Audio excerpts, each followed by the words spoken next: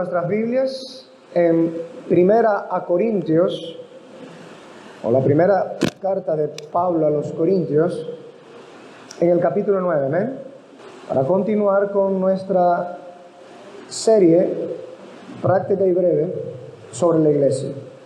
Breve, aunque llevamos algunos meses, ¿no? Pero breve porque cada segmento se está tocando de manera breve. Es decir, créanme que hay mucho más que decir de cada segmento que he tocado. Mucho más que decir.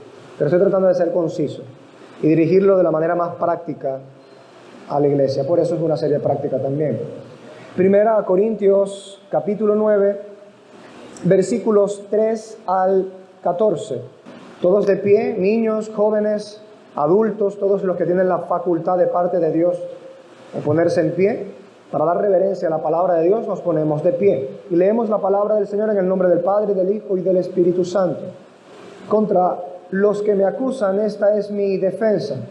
¿No tenemos derecho de traer con nosotros? ¿Acaso no tenemos derecho de comer y beber? ¿No tenemos derecho de traer con nosotros una hermana por mujer, como también los otros apóstoles y los hermanos del Señor y Cefas?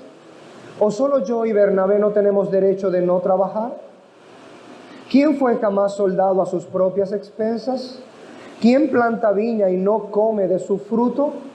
¿O quién apacienta el rebaño y no toma de la leche del rebaño? ¿Digo esto solo como hombre? ¿No dice esto también la ley? Porque en la ley de Moisés está escrito: no pondrás bozal al buey que trilla. ¿Tiene Dios cuidado de los bueyes? ¿O lo dice enteramente por nosotros? Pues por nosotros se escribió. Porque con esperanza debe arar el que ara, y el que trilla con esperanza de recibir del fruto. Si nosotros sembramos entre vosotros lo espiritual, ¿es gran cosa si segáremos de vosotros lo material? Si otros participan de este derecho sobre vosotros, ¿cuánto más nosotros? Pero no hemos usado de este derecho, sino que lo soportamos todo, por no poner ningún obstáculo al Evangelio de Cristo. ¿No sabéis que los que trabajan en las cosas sagradas comen del templo? ¿Y los que sirven al altar del altar participan? Así también ordenó el Señor a los que anuncian el Evangelio que vivan del Evangelio. Bendita es la palabra del Señor. Oremos. Amado Dios, bendito Padre Celestial, te agradecemos que en la muchedumbre de tus piedades y misericordia nos hayas permitido reunirnos aquí el día de hoy. Concédenos ahora también este par de peticiones que solemos, Señor, entregarte, levantar ante ti, en el nombre de tu Hijo, en tu presencia, cada día domingo. Permítenos tener un corazón dócil y un oído presto para tu palabra. Concede a tu pueblo el poder escuchar con atención tu palabra, pero no como aquellos, Señor, que entrará la palabra por un oído y saldrá por el otro, como suele decir nuestro argot popular, sino que más bien seamos prestos en recibirla, pero también en guardarla. Que realmente esta palabra haga arder nuestros corazones en deseo de obedecerte, de ponernos, Señor, en la perspectiva de obedecerte, de realizar tu voluntad. Bendice a tu pueblo, Señor, con este corazón, con un corazón noble, con un corazón dócil, con un oído presto para tu voz. Pues como está escrito, el que es de Dios, las palabras de Dios oye. Así permítenos escuchar tu palabra, bendito Dios, y que ésta penetre en nuestros corazones, y que como espada de doble filo, penetre hasta partir el alma y el espíritu. También te rogamos por mi persona, Señor, que he de instruir a tu pueblo con tu palabra, que no me aleje yo ni a derecha ni a izquierda, sino que sea fiel en mi ministerio, y que de esta manera la exposición de tu palabra se lleve a cabo de una manera que te dé gloria a ti, Señor, que tu nombre sea glorificado, que tu gloria no sea menoscabada ni quitada de ti, Señor, para transferirla a hombre alguno, sino que tú y solamente tú seas glorificado, pero que tu palabra sea predicada de manera fidedigna. Así como tu Santo Espíritu, Señor, dirigió e inspiró tu palabra, con ese fin último, con esa voluntad revelada y manifiesta en tu palabra, que así sean ajustadas mis palabras a tu texto, a tu santa palabra, y de esta manera entonces sea predicada, para que la edificación pueda venir a nuestras vidas. En síntesis, que mi predicación pueda darte gloria a ti, Señor, y que pueda dar edificación, exhortación, estímulo, ánimo, a nuestros hermanos. En el nombre de Cristo te rogamos juntos estas cosas, sabiendo que, como tú dices en tu palabra en el Salmo 119, la exposición de tus palabras alumbra y da entendimiento a los simples. Sabiendo estas cosas te rogamos que la exposición de tus palabras entonces nos alumbre. En el nombre de Cristo te rogamos estas cosas, amado Padre Celestial. Amén. ¿Pueden sentarse, mis hermanos? Hemos estado predicando en estos textos desde el versículo 3 hasta el versículo 14, en este segmento sobre las ofrendas y el uso de las ofrendas por parte del pueblo del Señor, por parte de la iglesia del Señor en el nuevo pacto. Y dentro de este segmento hemos estado observando cómo Dios manda a la iglesia a hacerse cargo de las viudas, de los huérfanos, de los pobres y desvalidos, a atender a los enfermos. Y en la última parte de este segmento ha estado tocándose el fragmento sobre el sostenimiento de los ministros. Y el día de hoy es la última predicación en este fragmento que tiene que ver con la manutención o el sustento económico de los ministros de la iglesia del Señor. Bien, a manera introductoria, para continuar con la explicación de los versículos 13 y 14, que ya la última vez en este contexto predicamos el versículo 13, y hoy predicaremos sobre el versículo 14, por supuesto llevando ya el entendimiento que traemos de todo el pasaje, todo el contexto ya explicado. Podríamos decir en este contexto, de manera introductoria, que al ver el versículo 14 hemos llegado al argumento, sobre todo argumento en este punto. El argumento que es el argumento final, es decir, lo que el Señor de la iglesia establece para con la iglesia en ese punto. Por supuesto que todas las cosas que han sido tocadas son parte de la palabra de Dios y por lo tanto lo debemos ver como palabra de Dios. Debe ser una palabra que venga a nosotros para nosotros obedecerla. Pero digo que este es el argumento sobre todo argumento porque aquí Pablo está esgrimiendo como sentencia final las palabras del mismo Cristo. Es decir, como para que ninguno que de alguna manera pudiera pensar, bueno, pero es que todos los argumentos que está tocando tienen allá un fundamento en la ley, allá un fundamento en las antiguas escrituras hebreas. Pues no, como para sellar con este argumento y poder desbaratar cualquier forma de, vamos a decirlo así, aunque en ese tiempo no estaba ese pensamiento, pero el día de hoy sí lo está, una especie de pensamiento dispensacionalista, ¿no? Una especie de pensamiento semimarcionista en el que no, eso está ya en el Antiguo Testamento, eso ya no tiene que ver con nosotros. Entonces Pablo dice claramente, después de haber esgrimido todos esos argumentos, el Señor de la iglesia dice esto. La palabra del Señor Jesucristo es esta. Entonces, como vimos en la enseñanza pasada, el apóstol ha establecido un muy claro paralelismo entre el sostenimiento ministerial del antiguo pacto con el sostenimiento ministerial del nuevo pacto. Pablo asevera que es de esta misma manera en que los ministros eran sostenidos por el pueblo en el antiguo pacto. Y también entonces en el nuevo pacto los ministros deben ser sostenidos de esa misma manera. Vimos con amplias referencias bíblicas cómo el Señor habló en repetidas ocasiones a su pueblo.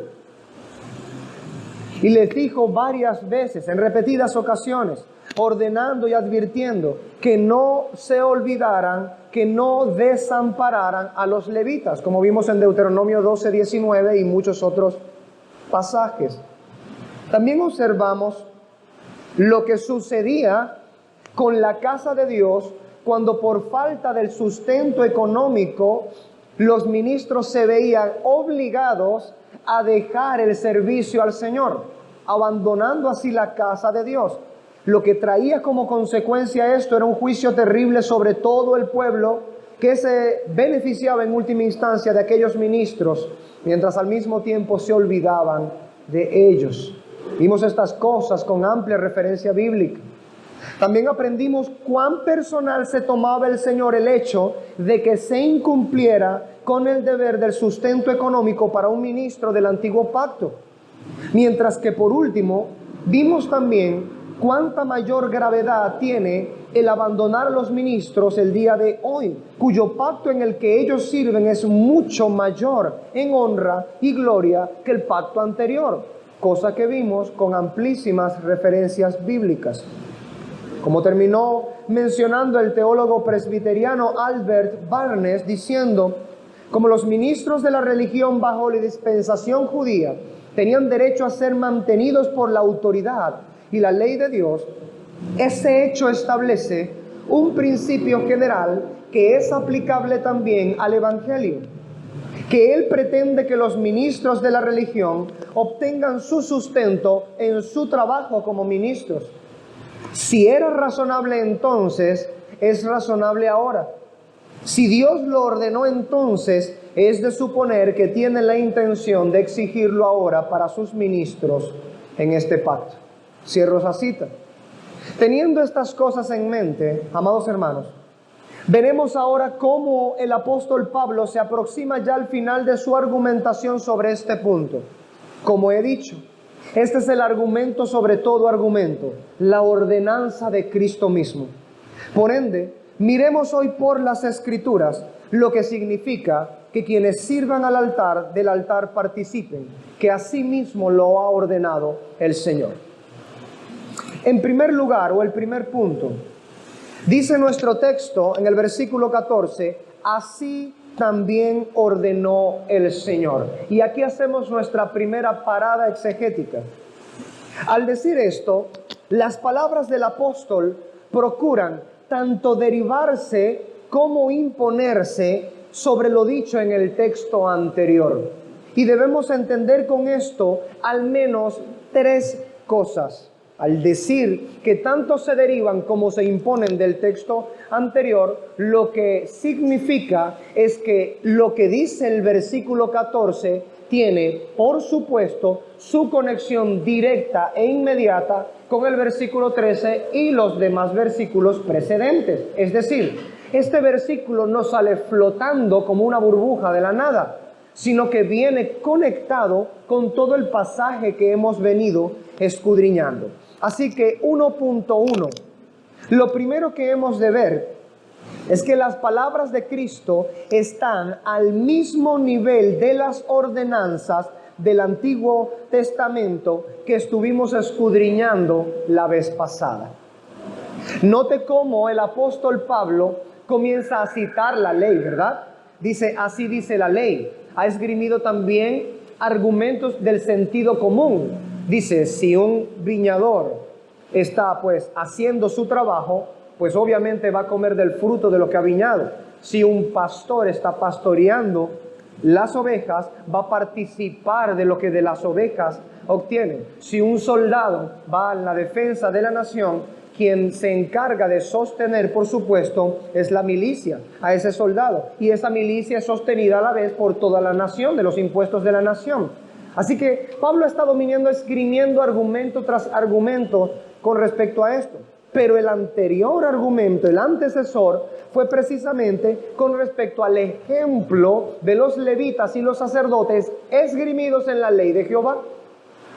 Así que cuando el apóstol Pablo dice, así también ordenó el Señor, está diciendo, tanto es palabra del Señor lo que fue dado en la ley, como es ahora también palabra del Señor en la misma categoría las palabras de Cristo. Por ejemplo, nosotros pudiéramos entender y deberíamos entender, como dice Hebreos capítulo 1, vamos a ir allá para leer brevemente dos versículos. En el capítulo 1, los primeros dos versículos. Hebreos capítulo 1, versículo 1 y 2 dice, Dios, habiendo hablado muchas veces y de muchas maneras en otro tiempo a los padres por los profetas, en estos postreros días nos ha hablado ¿por medio de quién? El Hijo, a quien constituyó heredero de todo y por quien asimismo hizo el universo. Volvamos a nuestro texto y a nuestro 1.1, a nuestro primer punto del primer renglón. Vemos con esto claramente que las palabras de Cristo siguen siendo palabras de Dios. Y como veremos un poco más adelante, incluso en ese contexto, son mucho más graves y más pesadas para nosotros, porque Cristo es el heredero de todo, por quien asimismo hizo el universo. Por eso Pablo empieza diciendo así, de esta manera: así también ordenó el Señor. Al decir también, ofrece esta conexión de que todo lo dicho anteriormente que estaba en la ley es palabra de Dios, pero que ahora al decir las palabras de Cristo, esto también es palabra de Dios. Dios ha hablado tan ciertamente por medio de los profetas como por medio de Cristo mismo. Basta que el Señor lo haya dicho una sola vez para vernos obligados por su mandamiento. Los ministros del pasado comieron del templo, así también los ministros de hoy.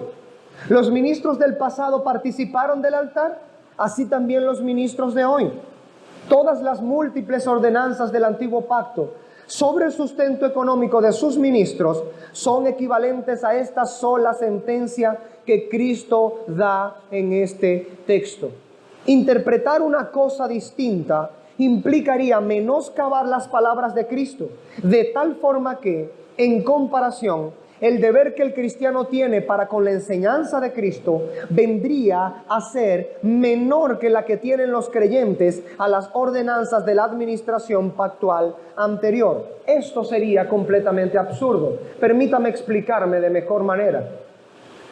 Si las palabras en el antiguo pacto dadas por Dios se cernían como una imposición sobre el alma de los creyentes, de tal suerte que desobedecer las palabras de la ley en el antiguo pacto era, por supuesto, causal incluso en algunas ocasiones de muerte, ¿cómo podríamos pensar que las palabras de Cristo en el nuevo pacto, siendo Cristo constituido como el heredero de todo y por medio del cual se hizo el universo y todo cuanto existe, no sea de tal manera su palabra una ley para nosotros que nos obligue a obedecer?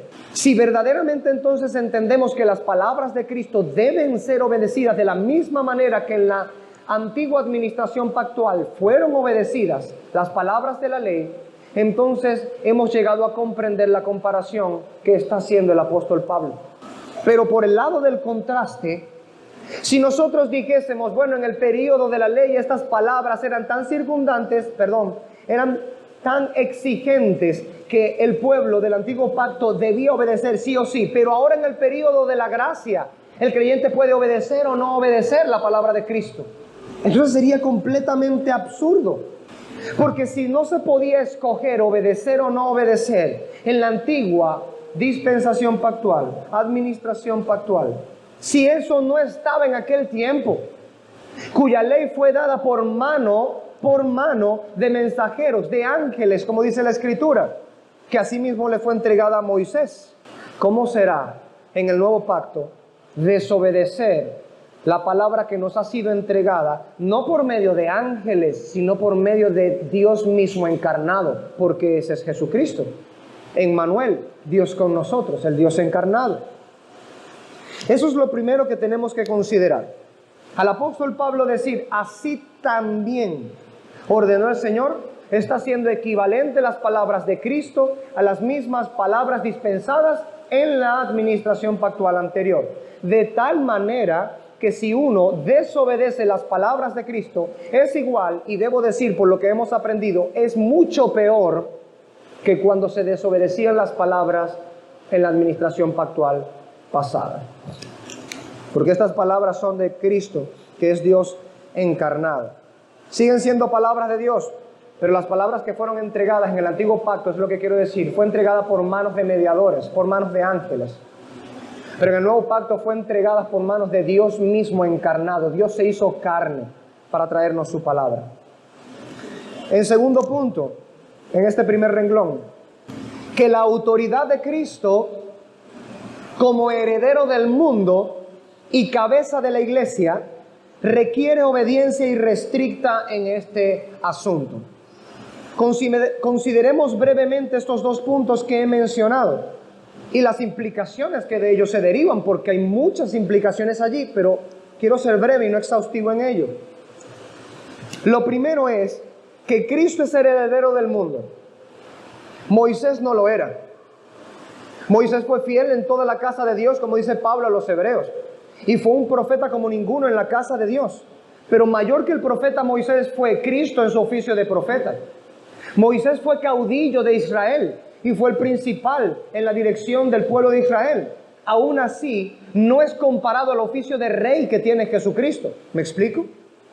Cuando nosotros vemos estas cosas y hacemos una comparación en ello, aunque vemos que la misma palabra de Dios es hablada en aquel momento y es hablada en el tiempo de hoy también, notamos en este aspecto que la palabra de Dios que nos ha venido por medio de Cristo surte o debe surtir en nosotros un efecto de gravedad aún mayor que el que tenían los creyentes en el antiguo pacto.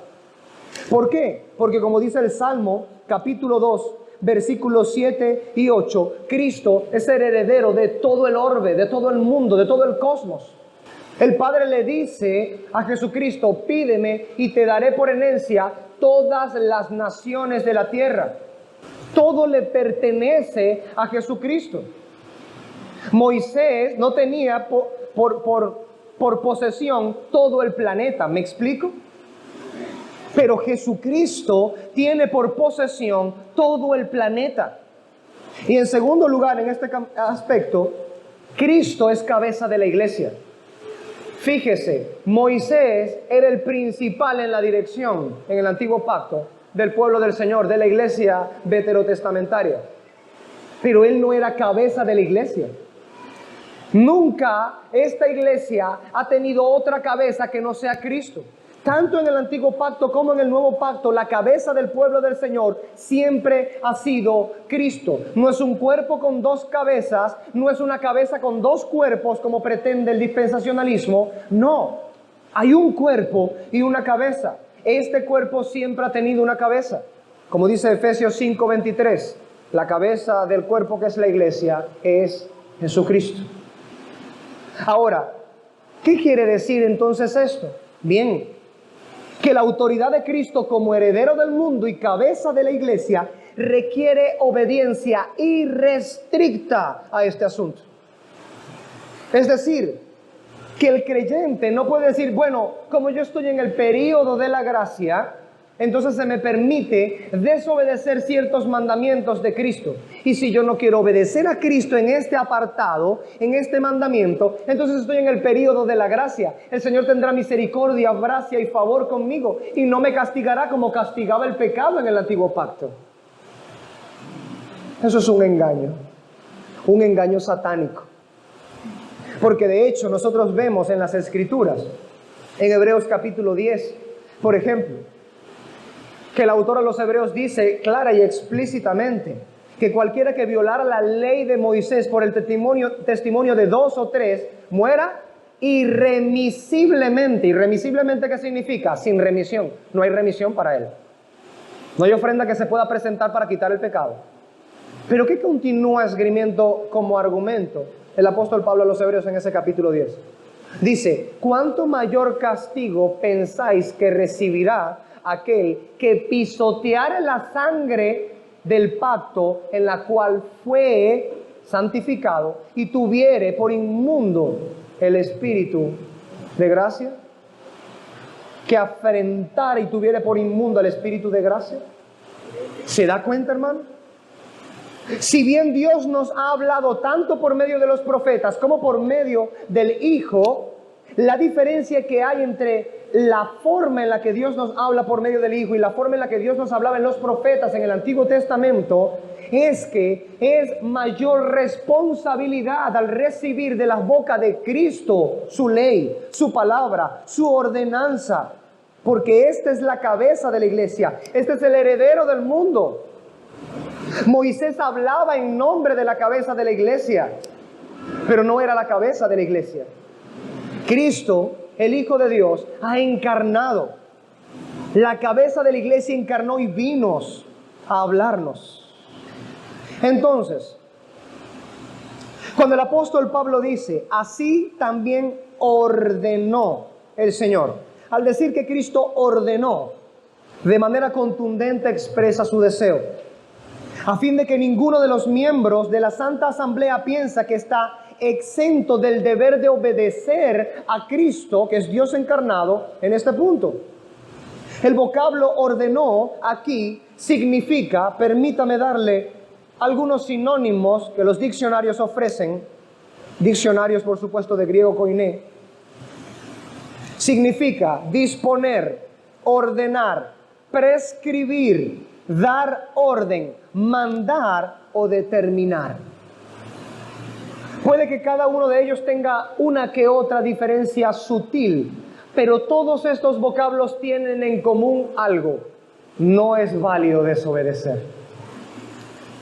Es algo que establece el Señor, es una ordenanza del Señor, es una determinación del Señor, es un mandato del Señor, una prescripción del Señor. Todos esos sinónimos usted lo puede colocar allí. Así también determinó el Señor, así también prescribió el Señor, así también mandó, ordenó el Señor.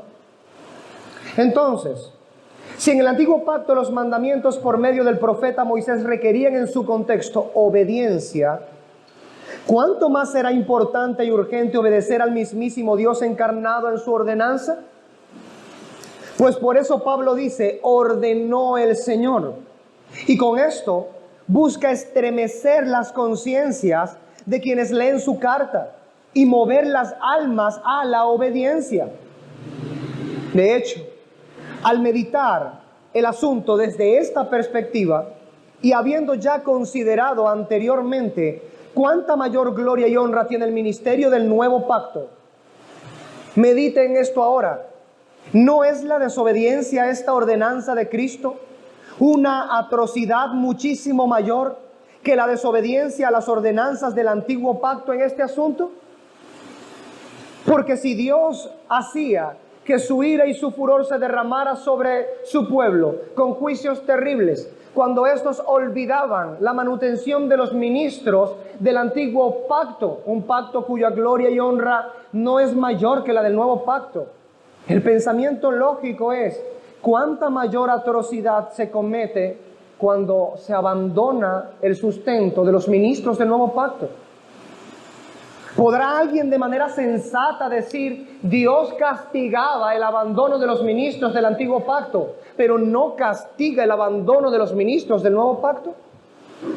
¿Cuáles son las implicaciones de pensar de esa manera? Ya hemos visto por Hebreos 10 del 28 al 29 que hay un mayor castigo que reciben aquellos que pisotean la sangre del pacto en la que han sido santificados. Así que no es legítimo pensar de esa manera. Al contrario, le favorece solamente a Satanás, que propone la destrucción del pueblo del Señor, que piense el pueblo del Señor que es legítimo actuar así, y no lo es. Así entonces, siguiendo la regla de fe que se nos presenta en las Escrituras,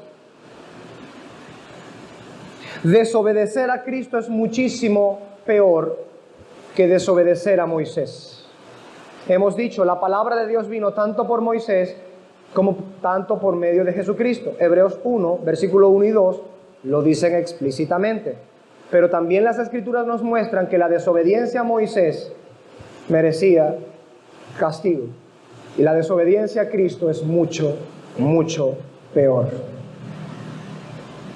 Continuando con nuestro texto, vemos en el versículo 14 que el apóstol Pablo dice, así también ordenó el Señor a los que anuncian el Evangelio que vivan del Evangelio, a los que anuncian el Evangelio que vivan del Evangelio. Ahora, ¿acerca de quiénes ordena el Señor a su iglesia que vivan del Evangelio?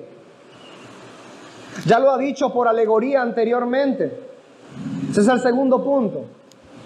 Pablo ahora aquí coloca los que anuncian el Evangelio, y con esto claramente se refiere tanto a aquellos que son enviados formalmente a servir a la expansión del reino de Cristo por medio de la proclamación del Evangelio en todas partes, como a quienes predicando la palabra del Señor en la iglesia profetizan para edificación, exhortación y consolación, como dice 1 Corintios 14:3.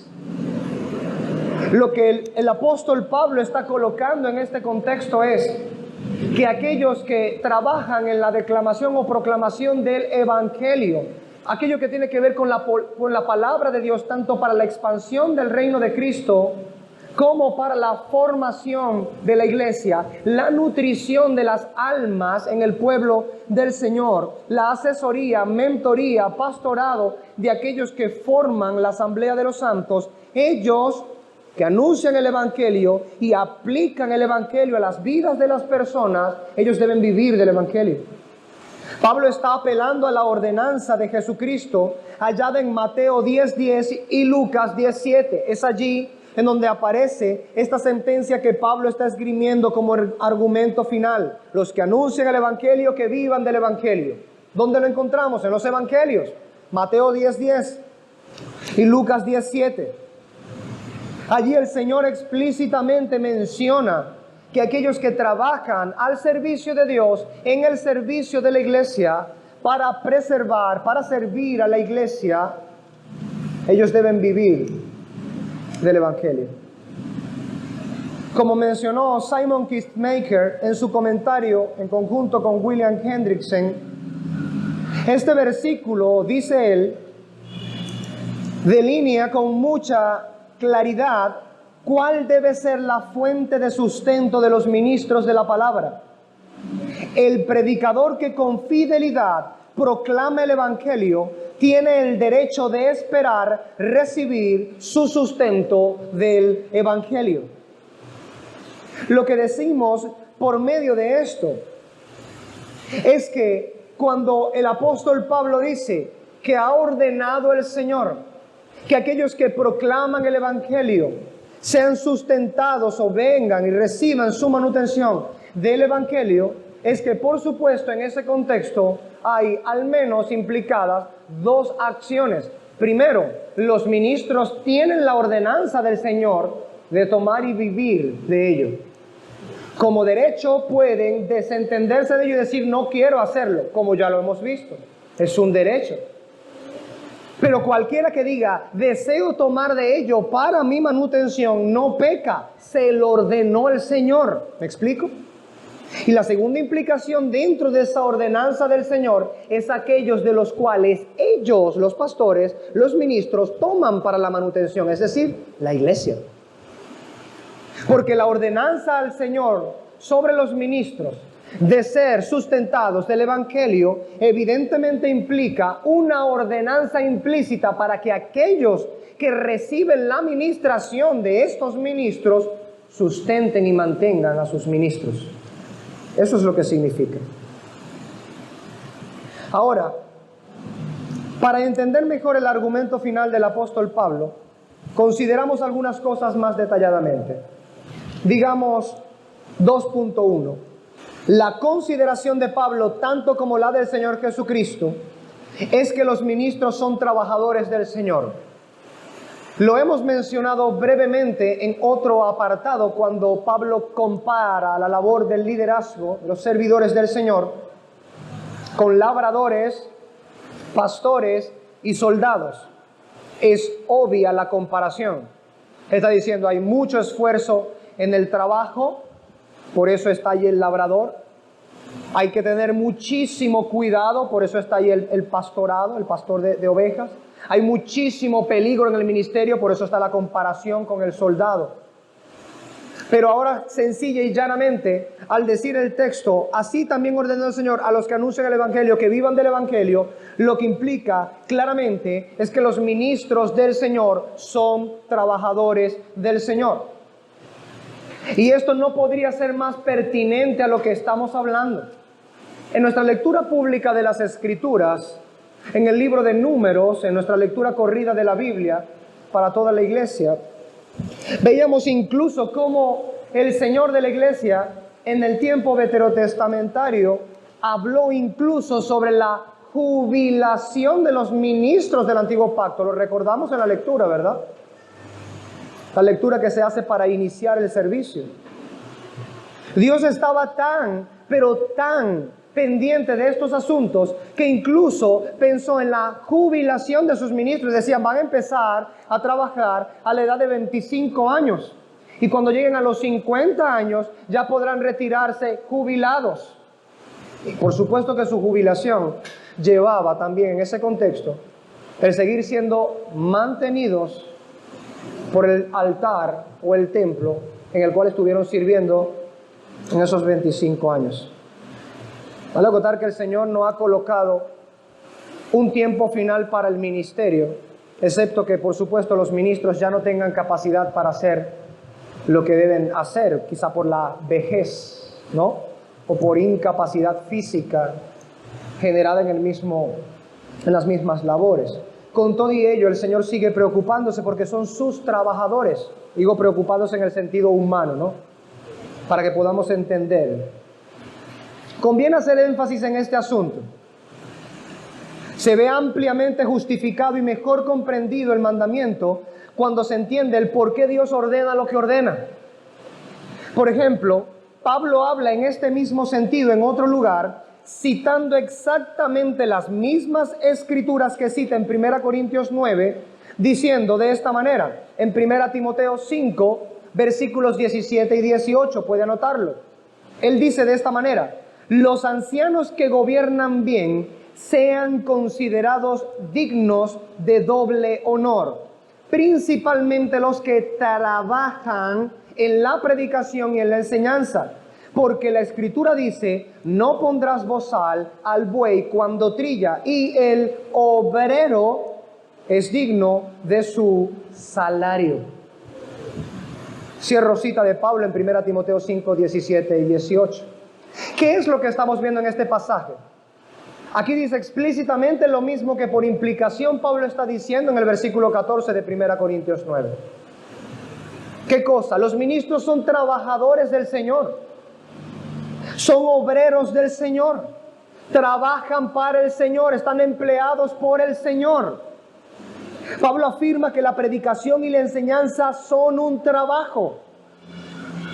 Y además asevera que a los tales Jesucristo les llama explícitamente obreros, porque ha dicho: el obrero es digno, el obrero es digno de su salario. Como esgrimía Pablo en el argumento anterior, es un asunto de derecho.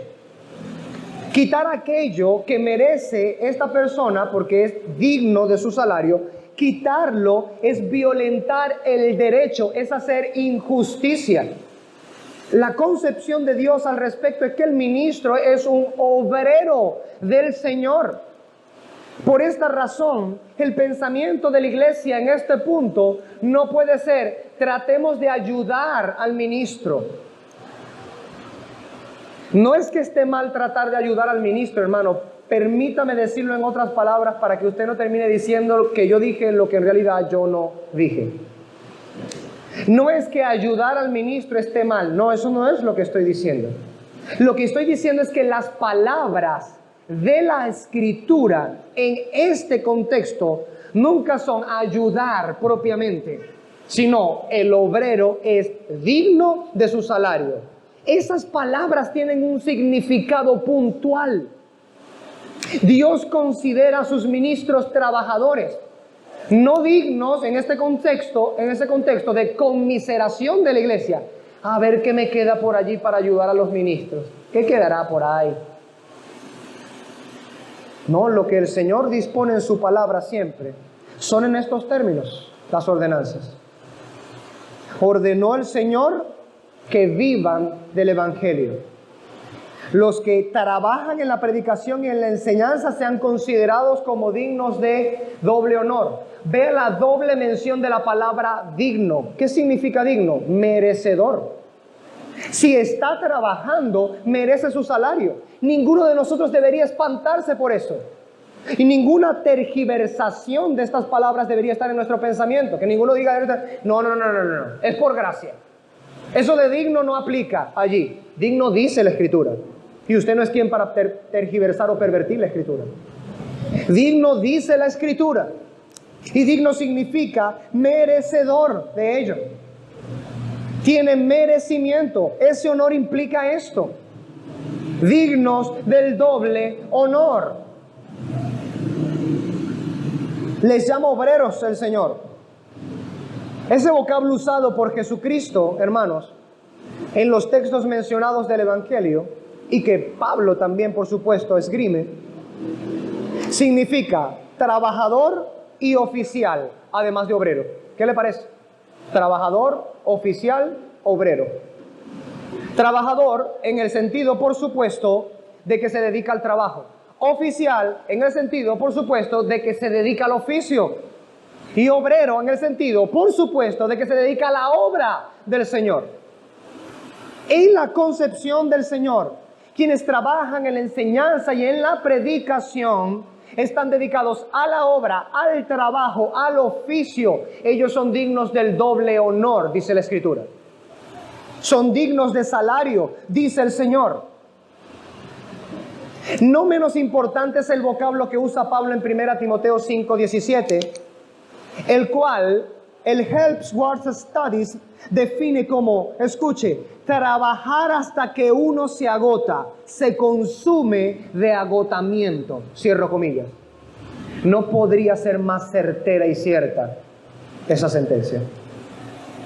Eso es lo que Pablo dice, los que trabajan en la predicación y en la enseñanza. La definición de esa palabra es trabajar hasta que uno se agota, se consume de agotamiento.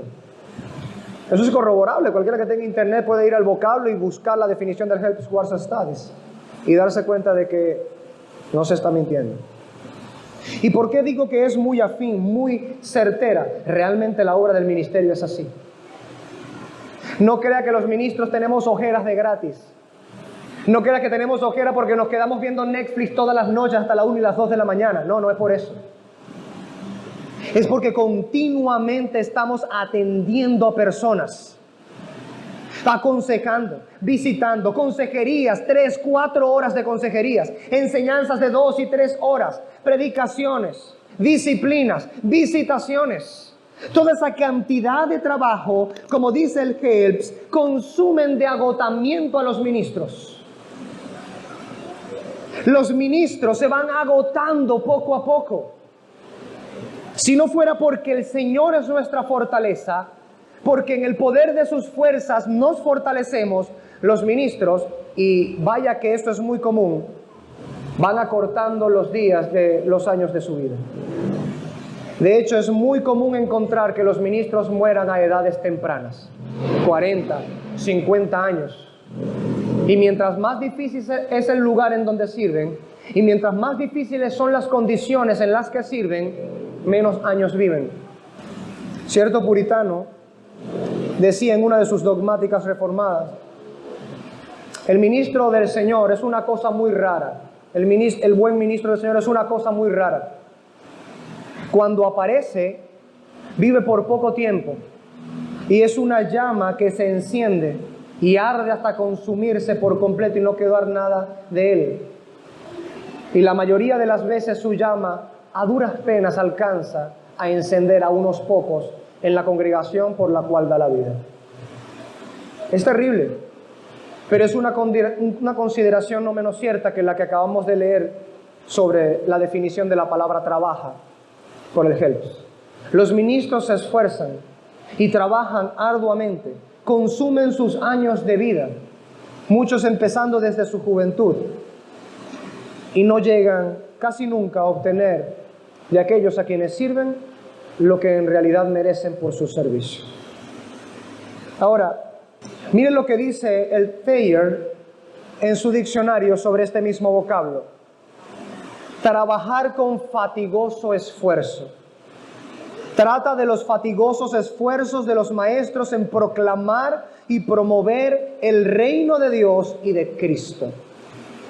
Hermano, note eso. Fatiga, esfuerzo, fatigoso, dice el Thayer. El Helps dice agotamiento, agotar, consumirse. No estamos hablando de cualquier trabajo.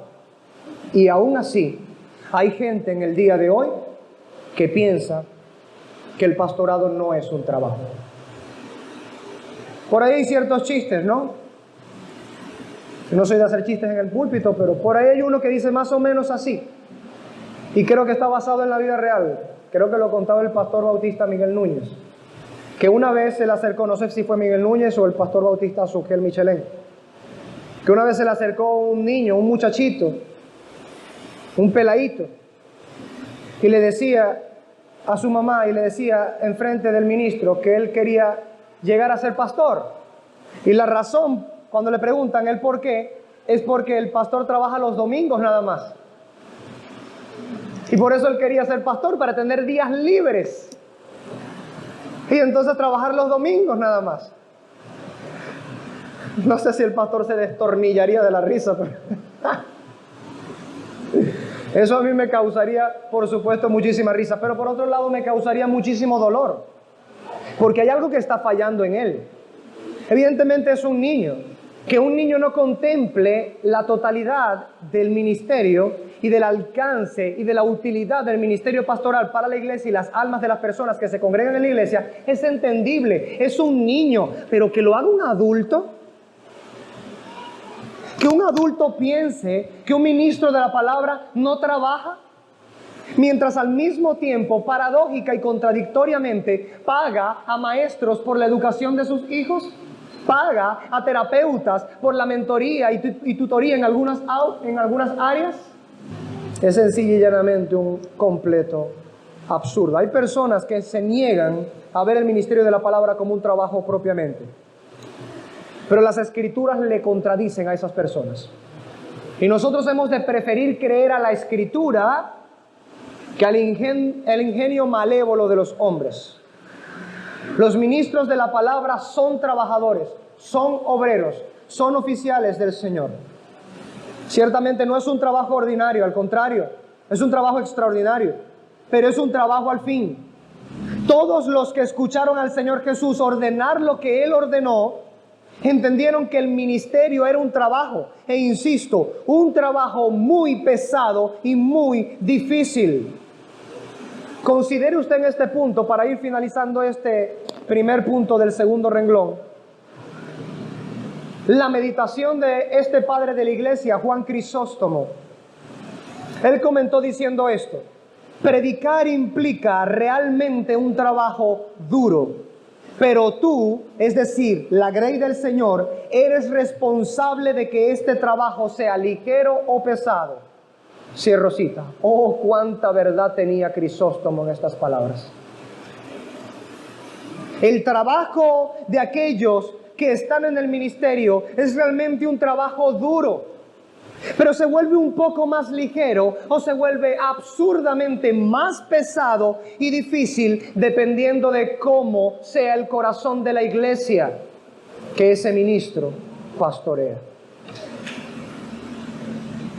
Crisóstomo entonces se refiere a que la iglesia puede hacer que esta labor se haga más pesada o más liviana, ya sea con su desobediencia y apatía, hacer que se vuelva más difícil el trabajo, o su entusiasmo y obediencia, y con esto por supuesto hace que el trabajo sea un poco más liviano, aunque sigue siendo difícil y duro.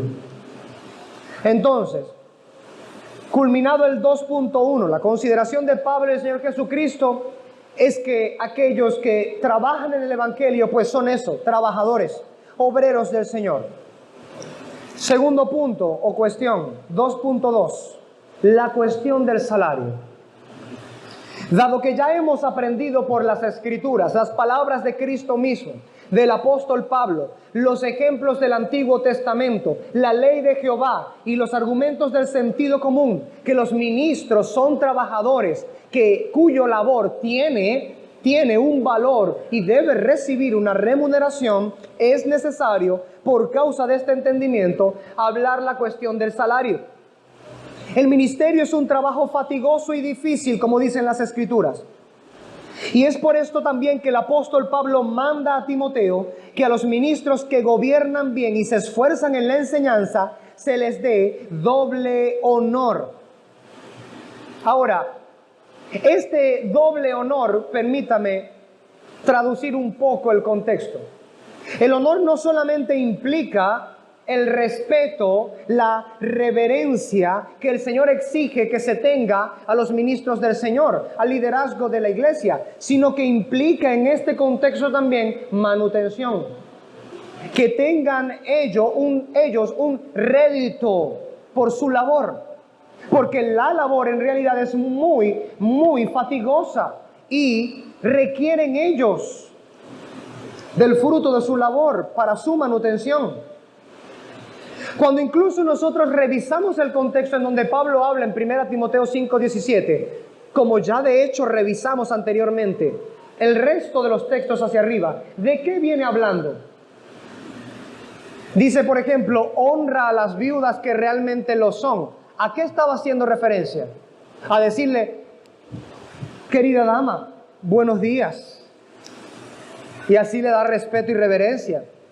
Querida hermana viuda, Dios te bendiga. No estaba haciendo referencia únicamente al respeto y a la reverencia. ¿A qué estaba haciendo referencia? A la manutención de las viudas, fue lo que vimos con la palabra del Señor. En ese mismo contexto, el apóstol Pablo dice que aquellos que gobiernan bien y se dedican a trabajar en la predicación y en la enseñanza, ellos son dignos del doble honor. Considera el contexto. Si hay un honor que dar a las viudas que tienen aquel testimonio que fue mencionado por Pablo en ese pasaje, los obreros del Señor que gobiernan bien son dignos del doble honor. Como mencionó Juan Crisóstomo, él menciona en otro lugar y ocasión, dice, el trabajador, dice, es digno de su recompensa. De modo que si alguno vive en la pereza y el lujo, no es digno de ello.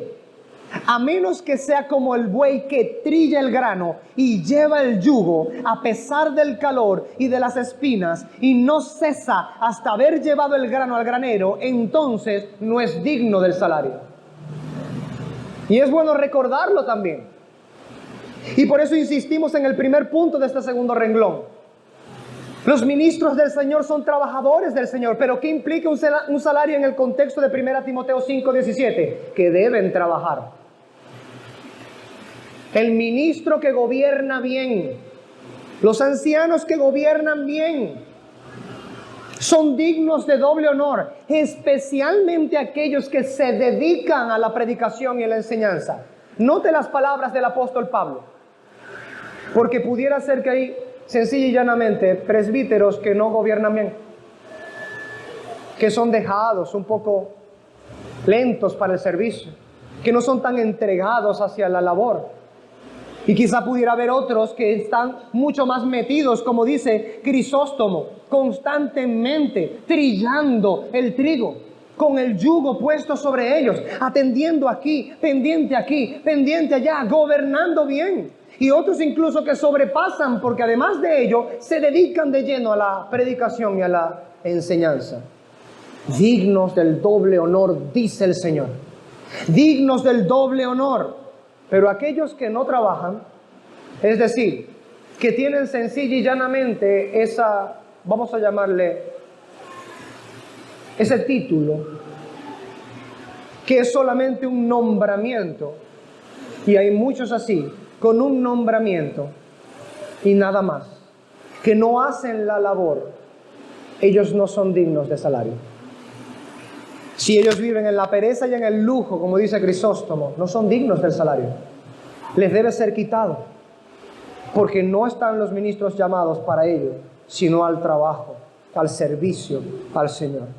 Ahora, esto amplía nuestro entendimiento con lo que Pablo ha dicho en 1 Corintios 9, referenciando a Jesucristo en Mateo 10:10 y en Lucas 10:7.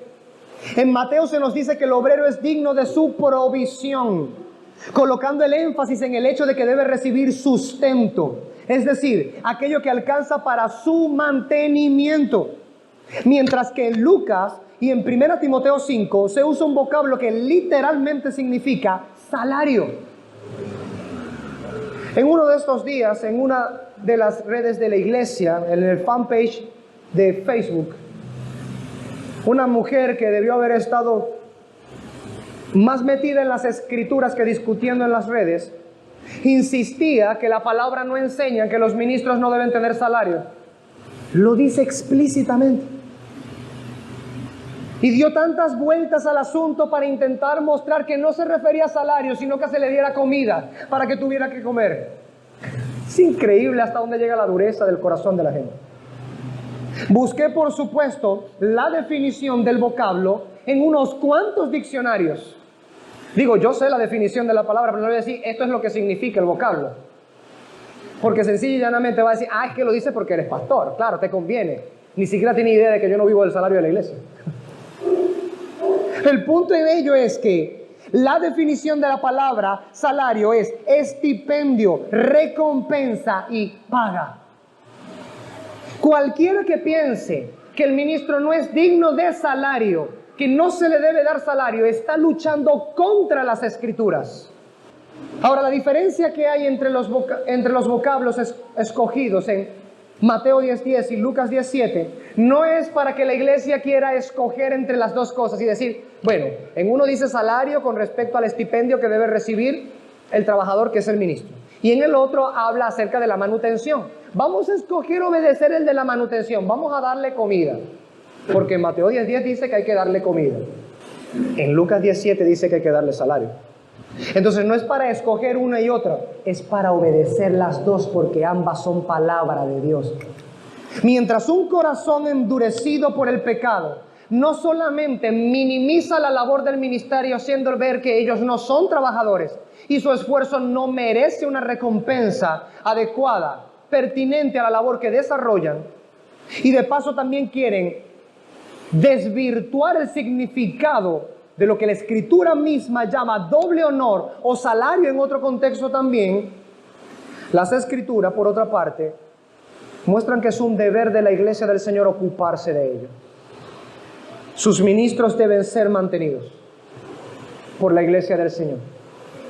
Los ministros deben tener su salario, una porción de doble honor, porque se dedican a gobernar bien y a enseñar y a predicar la palabra del Señor.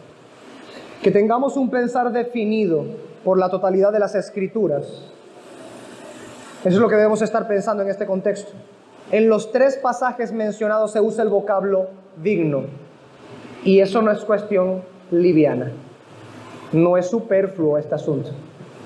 Que en los 3 pasajes hable diciendo que son dignos los ministros del Señor. Hermanos, con que el Señor lo hubiese dicho una sola vez, ya debería ser suficiente, ¿correcto? Pues lo dice 3 veces. Es digno de su estipendio, digno de su remuneración, digno de su salario, digno de su pago, digno de su manutención o sustento económico. Y el que escucha, entienda que estoy utilizando todos los sinónimos de los vocablos utilizados en las Escrituras. Culminado este segundo punto, entramos al tercer punto, que es el punto final. 2.3. Dios protege y defiende el derecho de sus ministros. Finalmente, hermanos, como se mencionó en las predicaciones pasadas, el asunto del derecho de los ministros requiere el deber de la iglesia que se sirve de ese tiempo, esfuerzo, dones y recursos de esos ministros. Jesucristo ha ordenado que vivan del Evangelio y por lo tanto es el derecho de los ministros, no es una limosna. Hemos de arrancar ese pensamiento de la mente. No es dar limosna a los ministros. Si la Escritura les llama dignos de estipendio, entonces remuneración son las cosas que debe recibir, es la cosa que debe recibir. Hay que eliminar del pensamiento generalizado que muchos tienen, que cuando se contribuye para las necesidades de un ministro y su familia, sea entonces esto visto como un acto de limosna. Vamos a dar limosna a los ministros. Eso no es lo que muestra la palabra del Señor. No son esos los términos en los que el Señor habla en las Escrituras, como hemos estado viendo. Además de esto, otro padre de la iglesia, Agustín de Hipona, aseveró diciendo de esta manera: el apóstol dice esto, que lo que tomaba de aquellos por quienes luchaba y a quienes cultivaba como a una vid o apacentaba como un rebaño, no era señal de mendicidad, sino reconocimiento de un derecho. Se refiere a cuando Pablo dijo que él despojó a otras iglesias para servir a la iglesia en Corinto, que no le dio ni medio. No era una señal de mendicidad, era el reconocimiento de un derecho. Hizo uso del derecho en otro lugar para poder sostenerse mientras hacía el trabajo en los Corintios, que es el pasaje que estamos estudiando. Es decir, el ministro esforzado no está, ni debería llegar a estar, en condición de mendigar su sustento económico, pues para eso se esfuerza trabajando, dando su servicio a la iglesia del Señor. Es de por sí un mal que la iglesia se olvidase del sustento de sus ministros. Pero lo que añade gravedad al asunto, como podemos notar en las palabras de Aurelio Agustín de Hipona, es que él no está en condición de mendicidad ni debería llegar a estar. Es el reconocimiento de un derecho. Entonces, ¿cuánto más grave es que un ministro tenga que clamar a la iglesia a la que sirve de día y de noche diciendo, por favor, denme alimento? Den alimento para mi familia. Den vestido para mi familia. Ayúdenme con las necesidades de mi hogar. Cuánto mayor grave es la condición y cuánto mayor el castigo, según hemos aprendido. No responder adecuadamente ante la necesidad económica de sus ministros implica despojar injustamente al ministro de Dios de aquello que el Señor le ha dado por derecho. Es decir, si es un derecho, implica robarle. Y Dios condena el robo, como dice Deuteronomio 5:19. Hermanos, ninguno de nosotros puede decir que despojar al ministro de lo que Dios le ha dado por derecho no sea otra cosa que injusticia en la forma del robo. Hemos visto por analogía cómo en el pasado, en Malaquías capítulo 3, el Señor les dice al pueblo, ustedes me han robado a mí. Y el pueblo muy oriundo les dice, ¿y en qué te hemos robado a ti? Y Él les dice, en los diezmos y ofrendas. No han traído los diezmos y ofrendas. Y ya hemos estudiado qué significaba eso en su contexto, en el pueblo del antiguo pacto, ¿verdad? Me han robado a mí, dice el Señor. Y muchos de aquellos, como vimos en esos pasajes y muchos otros también, muchos de esos ministros, al no tener manutención, tuvieron que irse al campo. Tuvieron que irse, viéndose obligados a poder sustentar a sus familias, irse a otro lugar, porque el derecho de ellos había sido violado. Se les había robado aquello que era necesario para poder desarrollar sus funciones. Pero el pueblo quería que todavía siguieran ministrando allí cuando ellos no estaban recibiendo lo que era necesario para su necesidad. Eso es robar, y robar es pecado, y Dios lo condena. Incluso el solo hecho de no ser diligentes o descuidar la remuneración de las labores de los ministros implica el desagrado de Dios. Uno pudiera decir, bueno, pero es que yo no le estoy llegando con una pistola al ministro y le estoy diciendo, bueno, dame lo que tienes. No, es que robar no es nada más quitar lo que tiene una persona. Es también impedir que no reciba aquello que merece recibir de tu parte. Eso también es robo. Como cuando una empresa nos contrata para trabajar 15 días en determinado servicio y en la prestación de nuestro servicio, en la culminación de la prestación de nuestro servicio, vamos al momento de la paga y el empleador dice, yo no te debo nada. Trabájame otros 15 días más y ahí vemos qué resolvemos. Sea sensato y sea honesto en su respuesta ahorita. ¿Qué diría usted a ese empleador? ¿Ah? ¿Cómo? Me robaron. Me robaste. Esa sería una sentencia adecuada, me has robado. Pero yo creo que algunos nudillos querrían enlazarse románticamente con los dientes del empleador. Por causa de que es indignante la injusticia. Por causa de que cuando es a nosotros que se nos ha robado el derecho, la indignación por causas razonables se enciende en nosotros. Pero algunos pretenden que de alguna manera, al descuidar la remuneración de las labores de los ministros, o al no ser diligentes en ellos, o sencillamente ser indiferentes, que resuelva Él. Pero eso sí, me sirvo de sus consejerías, sus enseñanzas, sus visitaciones, sus disciplinas, su guianza.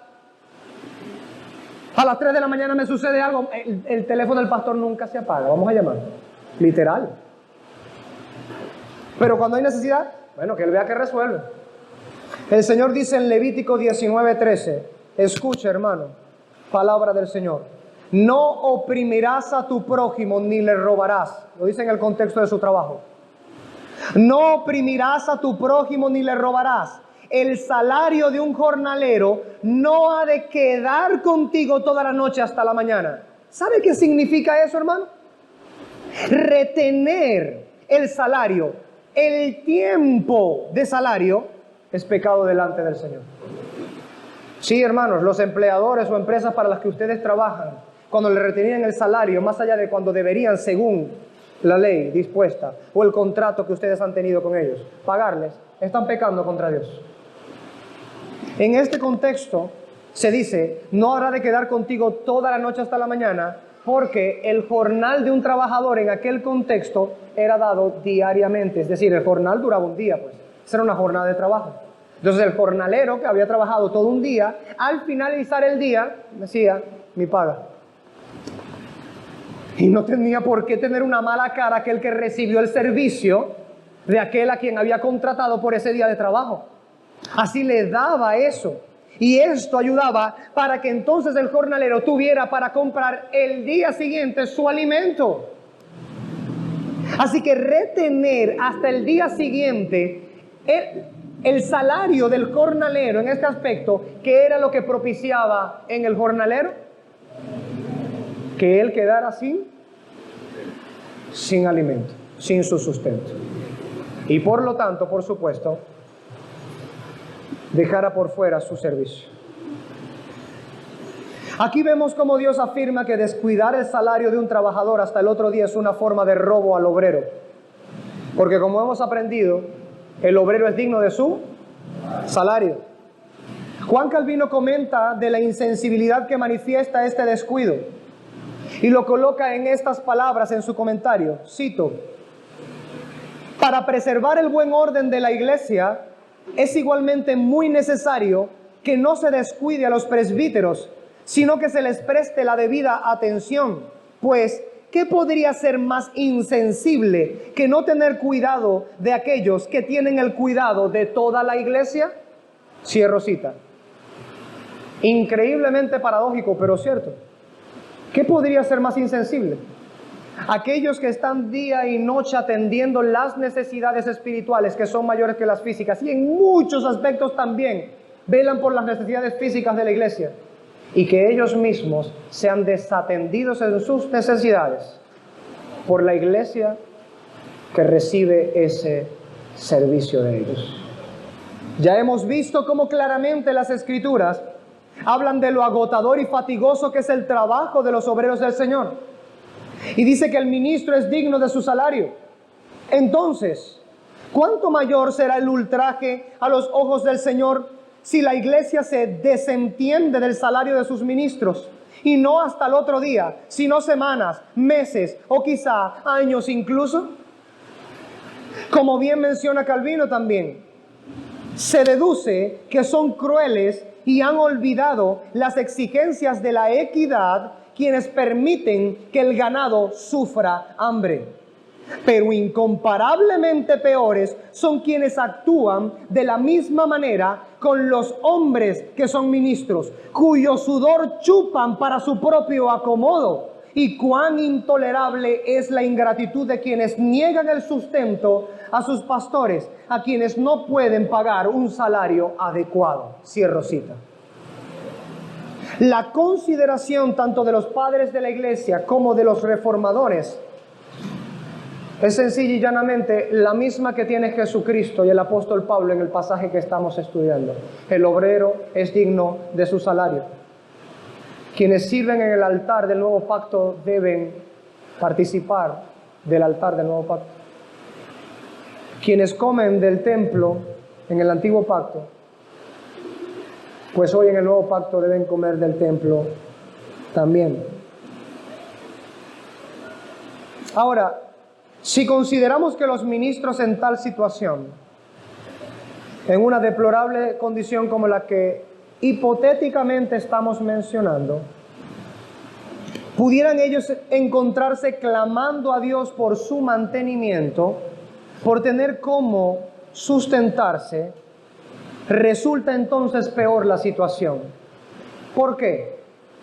Porque si Dios condena como robo retener el salario de un jornalero, y esa labor no se compara a la labor de sus ministros, ¿cuánto más el clamor de los ministros del Señor por la manutención de sus hogares causará pesadez y gravedad? Aquellos que se han servido de ellos son culpables ante el Señor, pues como está escrito, y mira esto bien, mirad, el jornal de los obreros que han segado vuestros campos y que ha sido retenido por vosotros, clama contra vosotros, y el clamor de los segadores ha llegado a los oídos del Señor de los ejércitos. Como dice Jacobo, el hermano de nuestro Señor Jesucristo. ¿Qué está diciendo? Que en el momento en el que cualquier trabajador ha sido robado por sus empleadores, habiendo servido y dado aquello que se requirió de su servicio, y se le retuvo lo que merecía su servicio, ellos clamaron al Señor. ¿Y qué pasó con ese clamor? Subió a los oídos del Señor de los ejércitos. Y ese clamor va en contra de aquellos que robaron a esos trabajadores. Ay, hermano, ¿cuántos clamores han sido levantados en la tierra de ministros esforzados que mientras ellos pedían por su sustento, ese clamor se convirtió en una sentencia en contra de la iglesia que ellos servían, sin quizá ni siquiera ellos mismos buscarlo? Porque la ira del Señor se enciende contra esa injusticia. Y entendiendo que es una injusticia mayor hecha a sus ministros, pues es mucho, mucho peor. Vemos por este texto entonces que cuando el salario de los ministros esforzados es negado o retenido, este acto clama contra aquellos que se sirvieron de los ministros, mientras al mismo tiempo se desentendieron de lo que merecían por derecho divino. Bien dice Santiago que ese clamor llega a oídos divinos, y no podemos nosotros pretender que ese clamor llegue a oídos de Dios para bendición de los que ultrajan, sino para castigo, como vimos en la enseñanza pasada en este punto. Como pertinentemente apunta el teólogo y pastor Robert Hooker, diciendo: ¿cuántas personas reciben los trabajos de sus ministros, pero no los recompensan, excepto con mala voluntad? De todas las cuentas horribles del último día, seguramente esta será la más tremenda y horrible de todas. Cierro cita. Tiene razón Hooker en pensar de esta manera, porque como hemos dicho, si la ira de Dios se enciende contra la injusticia en el derecho de cualquier trabajador al cual es retenido su salario, porque Él considera esto injusticia y es pecado aborrecible a los ojos de Dios, ¿cuánto más aquellos que son trabajadores del Señor,